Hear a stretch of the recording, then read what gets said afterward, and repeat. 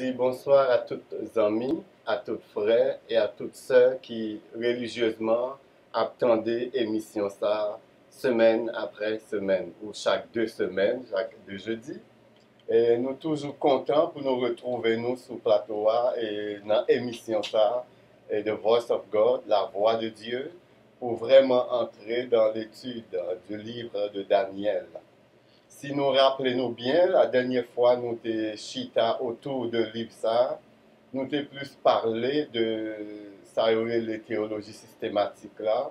Nous t'ai parlé de un pilier, un plus gros pilier qui gagne dans la théologie systématique là, qui c'est eschatologie. Et nous t'ai parlé nous de 6 éléments qui sont vraiment fondamentaux pour théologie systématique là, pour pilier que aurait les eschatologie.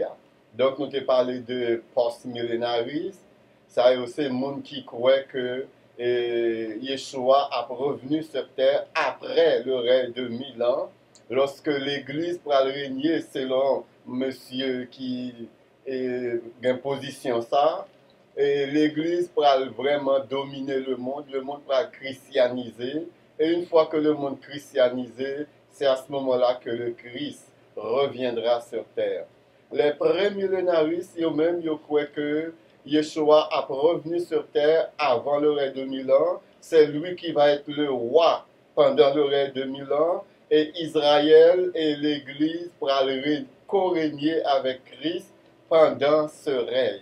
Et nous avons une troisième position, monsieur amillénaris, eux-mêmes, ils disent pas quoi, gagnons un règne millénaire. Le 1000 ans dont parle Apocalypse chapitre 20, c'est vraiment symbolique, il n'y a rien de littéral là-dedans. Et trois positions, ça il y a trop que pour essayer chita position yo, et pas oublier chaque position ça yo jouent un verset dans la Bible là pour appuyer position yo.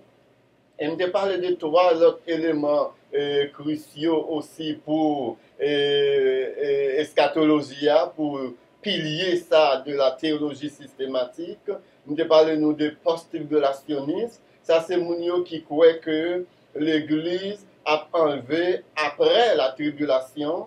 Il croit que l'Église a sous terre pendant toute période de 7 ans de la grande tribulation. Et ils croient que l'Église va maltraiter, ils va tuer croyants, ils va jeter en prison injustement. Donc, monsieur post-tribulationniste, il est très clair là-dessus, et avec verset à l'appui, s'il vous plaît, pour appuyer position. Donc, monsieur pré-tribulationniste, ils croient que, avant même déclenchement de tribulation, l'Église a déjà enlevé, donc l'Église pas vraiment vivre la grande tribulation qui pourra abattre sur l'humanité, qui pourra transformer vraiment le cours de l'histoire, qui pourra transformer l'image du monde, qui pourra transformer l'image que nous faisons de l'homme, et qui pourra transformer l'histoire, les circonstances de la vie.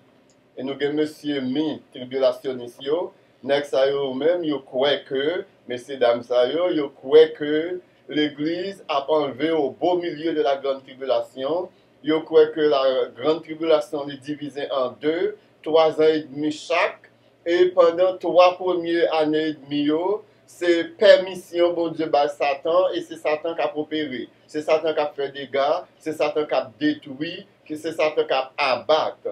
Et tandis que deuxième tranche là, 3 ans et demi, ça c'est le jugement de Dieu qui va s'exercer sur l'humanité. Donc, monsieur, ça croit que avant même jugement, mon Dieu a commencé, l'Église a pas enlevé. Donc, l'Église a connu une partie de la grande tribulation et pendant l'autre partie, l'Église a enlevé. Donc, c'est ça que nous avons pendant les dernières émissions.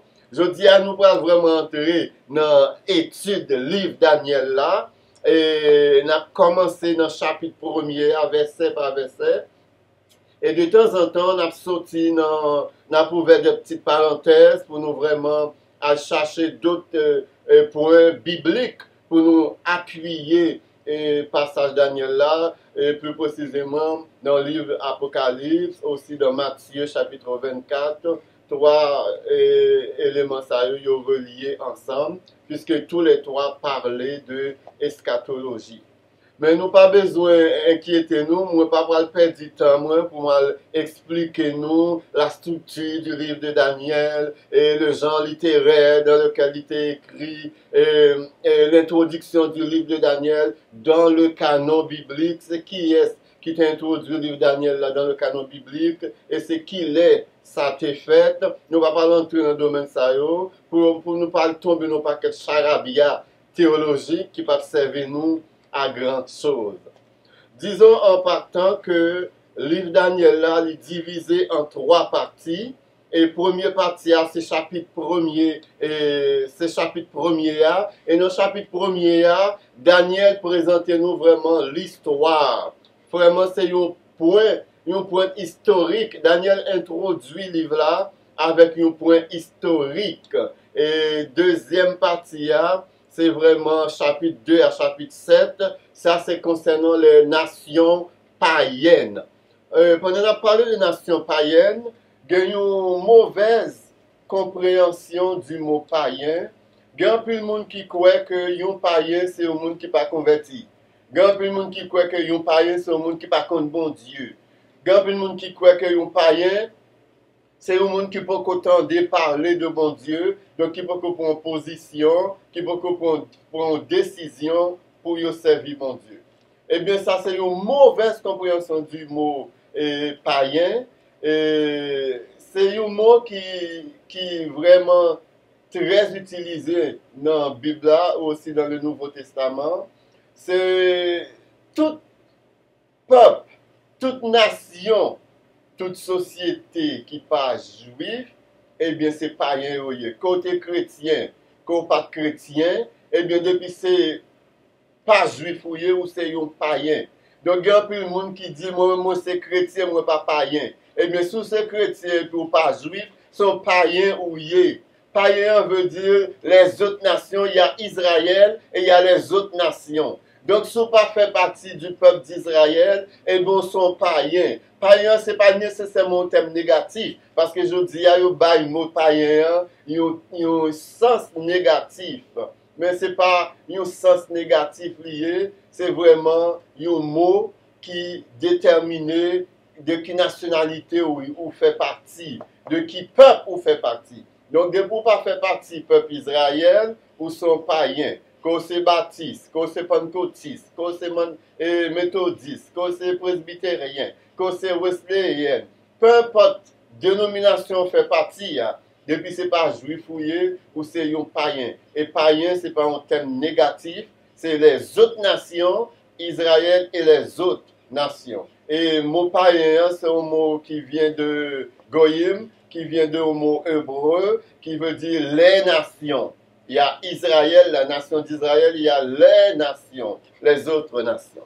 Donc le chapitre 2 et chapitre 7, qui est la deuxième grande division du livre de Daniel, parle-nous vraiment des nations païennes, il parle des caractéristiques de ces nations, il parle des relations internationales, des relations interpeuples qui gagnent entre nations, entre les païens. Et troisième partie du livre de Daniel là, c'est chapitre 8 à chapitre 12. Et chapitre ça il concerne vraiment le peuple d'Israël. Et on va constater, lorsqu'on a lu le livre de Daniel là, qui est écrit en deux langues, le chapitre 2 à chapitre 7, quand il a pas adressé vraiment aux païens, aux nations, ou après l'anglais lit en araméen, et lorsque dans le chapitre 8 à chapitre 12 là, que l'a pas adressé à Israël, ou après l'anglais lit en hébreu. Donc Daniel commence le livre là en hébreu, chapitre 1er, et puis dans mi-temps livre là, chapitre 2, chapitre 7, lit en araméen, et fin livre là, chapitre 4 et chapitre 12, lit en hébreu. Donc lorsque bon Dieu décide d'envoyer un message pour païens à travers Nebuchadnezzar ou à travers Daniel, lui exprime en araméen, et lorsqu'il n'y a pas adressé au peuple d'Israël, il exprime vraiment en hébreu. Donc, bon Dieu fait bagarre avec l'ordre, avec discipline, pour nous capables vraiment bien comprendre lorsque bon Dieu a agi. Donc, nous prenons lire pour vous Daniel, chapitre 1er, le verset premier. Nous pas bien temps ouais tout chapitre premier à jodi a, mais nous parlons quelques éléments importants dans le chapitre premier a. Bien que le chapitre premier a pas renfermé vraiment le cœur de l'histoire du livre de Daniel, c'est dans l'autre chapitre, chapitre 5, chapitre 7, chapitre 9, nous allons vraiment rencontrer des éléments extrêmement importants pour la suite des choses, pour les choses de la fin des temps. Nous allons vraiment concentrer nous sur eux et nous allons demander l'aide, Monsieur Apocalypsio, le livre de l'Apocalypse, pour nous vraiment bien cerner la prophétie de Daniel, qui est un livre tellement eschatologique, si vous voulez utiliser le langage ça, de Monsieur Théologie systématique. Donc, Daniel chapitre 1er, à partir du verset 1er, la 3e année du règne de Joachim, roi de Juda, Nabuchodonosor ou Nebuchadnezzar, roi de Babylone, marcha contre Jérusalem et l'assiégea. Le Seigneur livra entre ses mains Joachim, roi de Juda, et une partie des ustensiles de la maison de l'Éternel. Nebuchadnezzar emporta les ustensiles au pays de Shinéar, dans la maison de son Dieu. Et ça, c'est extrêmement important. Il les mit dans la maison du trésor de son Dieu. Le roi donna l'ordre à Ashpenaz, qui était quasiment son chef de cabinet, chef de ses eunuques, d'amener quelques-uns des enfants d'Israël de race royale et de famille noble, de jeunes garçons sans défaut corporel, beaux de figure, doués de sagesse et d'intelligence. Je ne sais pas comment est-ce que ces hommes ont été testés pour savoir qu'ils étaient pleins de sagesse et d'intelligence. J'en ai aucune idée. Comment le chef de cabinet du roi Nebuchadnezzar avait testé l'intelligence et la sagesse de ces hommes. Peut-être ils ont utilisé un moyen quelconque pour vérifier, pour analyser, pour peser et sous-peser la sagesse et l'intelligence de ces hommes. Donc des hommes doués de sagesse et d'intelligence et d'instruction, capables de servir dans le palais du roi et à qui l'on enseignerait les lettres et la langue des Chaldéens. Le roi les assigna pour chaque jour une portion des mets de sa table et du vin dont il buvait, voulant les élever pendant 3 années, au bout desquelles ils seraient au service du roi. Il y avait parmi eux, d'entre les enfants de Juda, Daniel, Anania, Miskaël et Azaria. Le chef des eunuques leur donna des noms: à Daniel celui de Belshazzar, à Anania celui de Shadrach, à Miskaël celui de Meshach, et à Azaria celui d'Abed-Nego. Daniel, et ça c'est un point extrêmement important, Daniel résolut de ne pas se souiller par les mets du roi et par le vin dont le roi buvait. Et il pria le chef des eunuques de ne pas l'obliger à se souiller. On va arrêter la lecture ici, vraiment pour le bénéfice de tous et chacun. Et nous allons maintenant entrer vraiment dans mi-temps, livre de Daniel là, pour nous commencer avec étude nous. Donc, m'espérer nous apprendre note, m'espérer aussi nous gagner en tête et en mémoire nous, tout ça nous dit déjà, lorsque nous avons mis base là, avant même nous entrer dans l'étude du livre de Daniel là, m'espérer nous gagner tout ça au fraîche, et à chaque émission, je vais essayer de faire un petit résumé de dernière émission de Théoria pour me capable de remettre nous dans le bain et avant que moi poursuive avec l'étude du livre de Daniel. Donc au verset 1er, nous voyons que l'auteur a dit la 3e année du règne de Joachim, roi de Juda.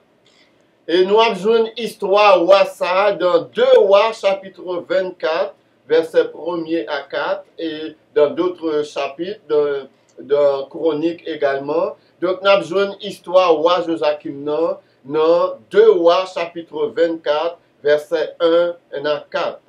Il y en a qui prétendent que parce que Jérémie, au chapitre 25, verset 1er, il pourra parler de même événement ça que Daniel a parlé dans Daniel chapitre 1er, verset 1er, la troisième année du règne de Joachim, tandis que Jérémie lui-même lui pourra dire la quatrième année du règne de Joachim.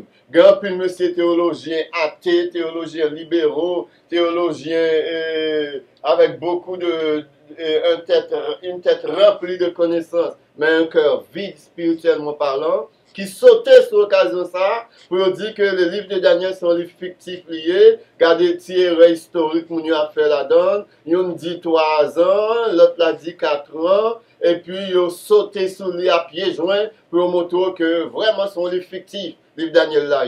Ça, monsieur, ça vous pas connaît, c'est que chaque culture est d'une façon, yo daté événement, yo daté situation, yo daté contexte dans lequel il vivent. Toute nation pas de même façon, yo mettez date sur événement.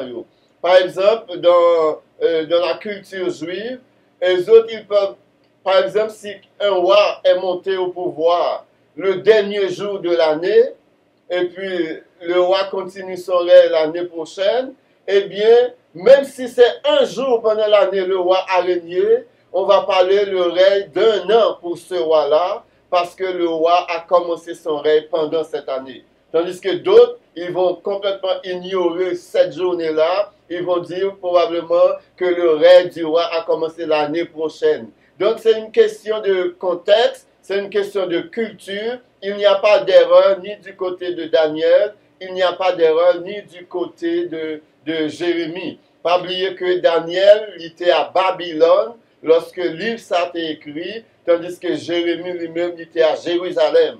Donc, monsieur pas dans le même contexte, monsieur pas dans la même culture dans la période ça. Donc, c'est pour cette raison qu'il faut faire très attention lorsque nous voyons des contradictions apparentes dans la Bible, puisque la Bible c'est la vérité, et puisque Dieu est le Tout-Puissant, je m'imagine mal un Dieu capable de donner la vérité, mais n'est pas capable de conserver cette vérité pour que cette vérité nous parvienne intacte et sans erreur à nous, gens du 21e siècle. Je ne sais pas bon Dieu qu'a laissé n'importe qui ou qui que ce soit viennent accuser que oui, c'est vrai, au début, vérité était balade, c'était vraiment la vérité absolue, mais par la suite, les hommes vraiment ont semé le mensonge, ont glané le mensonge un peu partout à travers les textes de la vérité. Eh bien, non seulement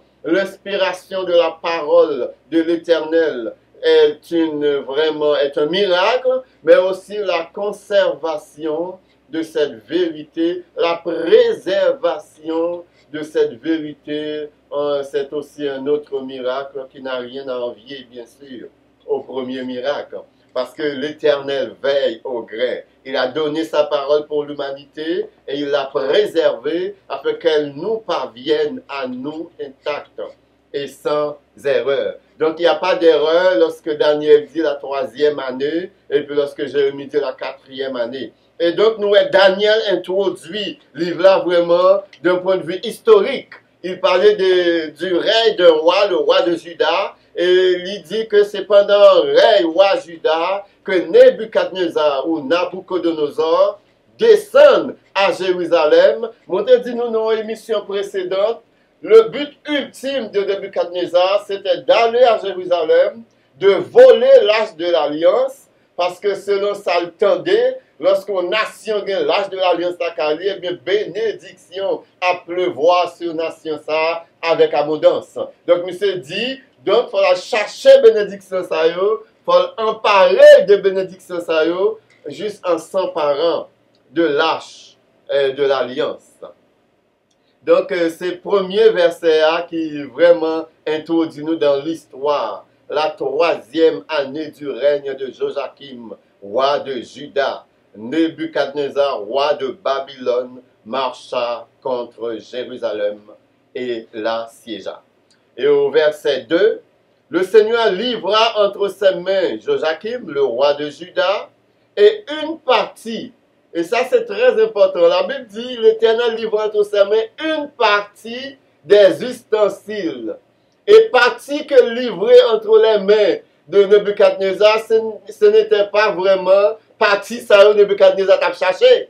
Parce que lorsqu'on parle énumérer tout ustensile que Nebuchadnezzar prend dans le temple, eh bien, l'âge de l'alliance ne s'y trouve pas. Il n'y a pas joindre l'âge de l'alliance, non.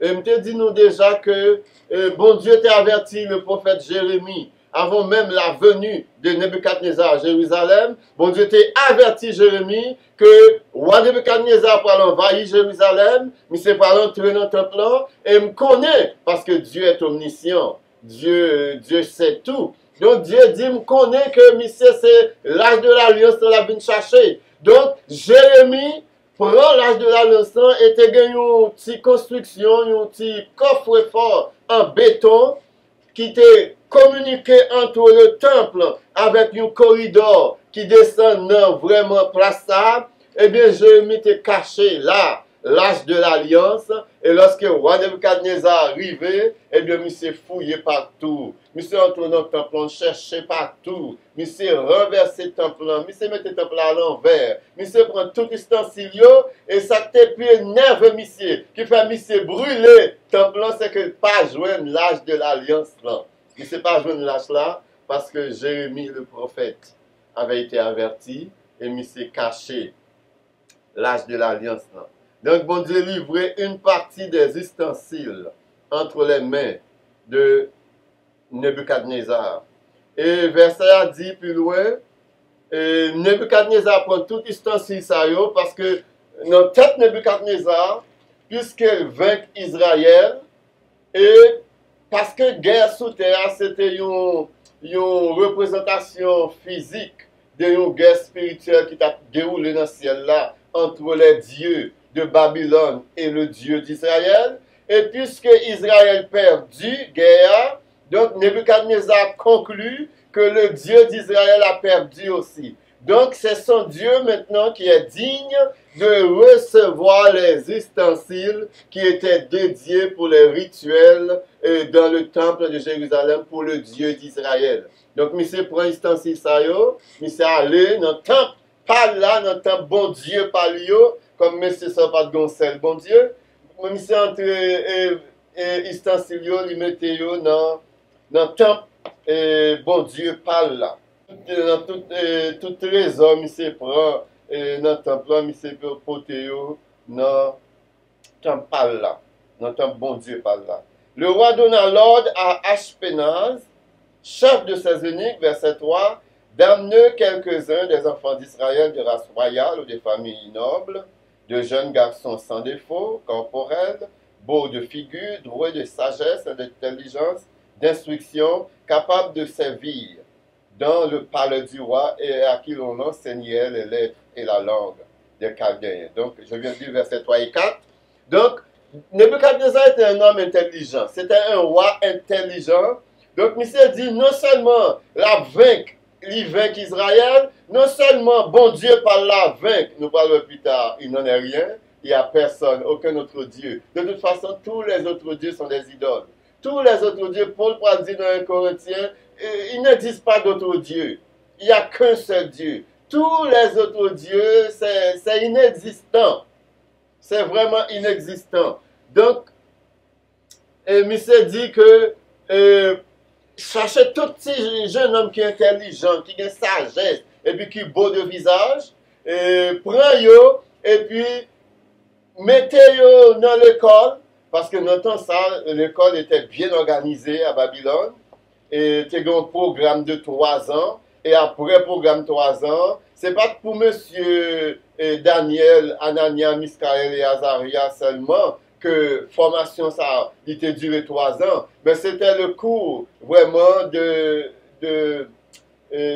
l'éducation à Babylone. Lorsque nous sommes entrés dans l'école supérieure, et bien après 3 ans, nous diplômés. Eh bien Daniel avec compagnon ils n'ont pas vraiment passé dans l'autre canal, ils n'ont pas passé dans l'autre tuyau, ils ont passé par le même cheminement, sauf qu'ils ont fréquenté les meilleures écoles dans ce temps-là, ils ont fréquenté l'école supérieure dans ce temps-là. Et la Bible dit que roi demandait pour que monsieur soit capable sous vraiment la gouvernance des Chaldéens. Les Chaldéens étaient des hommes sages, les Chaldéens étaient des astrologues, les Chaldéens étaient des devins, les Chaldéens étaient des magiciens. Donc c'était des hommes savés, c'était aussi des scientifiques, ces Chaldéens-là. Et nous voyons que bien que Daniel a été enseigné par les Chaldéens, nous parlons que dans l'histoire, dans le livre de Daniel, Daniel va être mis à la tête des Chaldéens, il va être mis à la tête des astrologues et aussi à la tête des magiciens. Et c'est peut-être ça me t'a dit dans nos émissions précédentes, qu'il y a un lien direct entre les mages qui sont entrés à Jérusalem pour aller chercher le petit enfant, le Jésus qui vient de naître. Il y a un lien direct avec Chaldéens, parce que c'était des Chaldéens qui sont entrés à Jérusalem à la recherche du roi des Juifs qui venait de naître. Et puisque Daniel était devenu le chef des Chaldéens, donc Daniel pas vraiment assimilé complètement enseignement astrologique, monsieur, enseignement magique, monsieur, vient Kounia devenu des étudiants de Daniel. Daniel pourra enseigner l'astronomie et Daniel pourra montrer que l'astrologie n'a rien à voir avec l'humain. C'est l'histoire que l'Éternel est en train d'écrire avec les astres qui sont dans les cieux. Pas qui peut monde qui peut dire ou son jumeau mais telle caractéristique ou c'est un sagittaire mais tel bagarre ou pas le faire ou son capricorne ou son lion mais telle caractéristique pour gagner mais ça pas arriver dans le présent dans le futur. Ça c'est la bouillie pour les chats. Les astres ne disent rien de notre vie personnelle. Les astres racontent l'histoire de l'humanité. Bon Dieu décidé d'écrire l'histoire de l'humanité. Bon Dieu décidé d'écrire l'eschatologie dans le ciel. Et c'est en écoutant et en suivant les enseignements de Daniel que M. Chaldéen te connaît exactement à partir de certaines constellations dans le ciel et certains arrangements entre les planètes que Daniel te enseigne, monsieur.